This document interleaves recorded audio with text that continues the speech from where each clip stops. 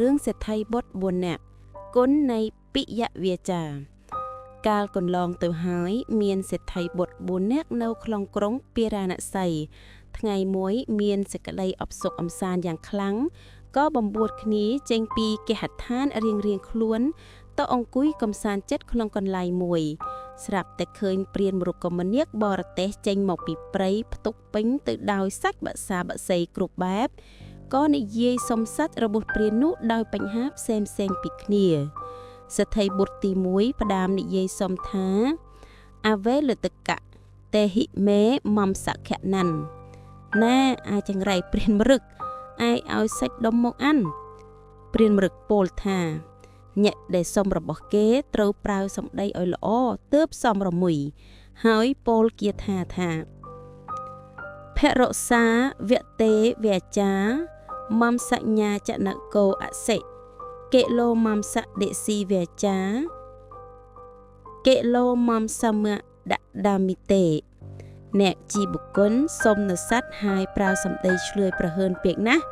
សម្ដីអ្នកបែបស្មុគស្មាញដោយសัตว์វែវណោះសម្លាញ់យកសัตว์វែវទៅចុះ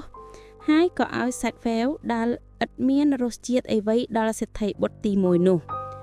សេដ្ឋីបុត្រទី2ពោលសុំថាចេតភេតិកៈមំសខិមាំងមេតេហិបុព្វញាក់បងចូលញាក់បងឲ្យសាច់ដុំមកញ៉ាំ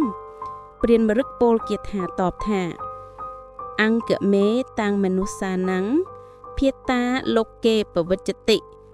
អង្គសសិទ្ធិស៊ីវេចាអង្គសម្មដដមិតេពាក្យថាបងនេះជាលោកវិហាររបស់សាមញ្ញជនទូទៅទេតើសម្ដីអ្នកប្រកាសស្មើដោយអវយៈសម្លាញ់យកសាច់អវយៈតចុះហើយក៏ឲ្យសាច់អវយៈដល់សេដ្ឋីបុត្រទី2នោះសេដ្ឋីបុត្រទី3ពោលសុំថាតាមំសខៈណាំងមេដេហិប៉ាឲ្យសាច់ដុំមកខ្ញុំ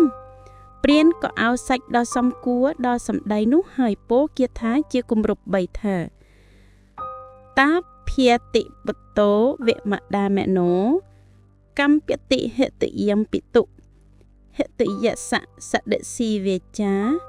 ហិតយ៉ាងសម្ញដដាមិតេពីថាកូនហៅឪពុកថាចានដូច្នេះរមែងញ៉ាំងបេះដូងឪពុកឲ្យញាប់ញ័រ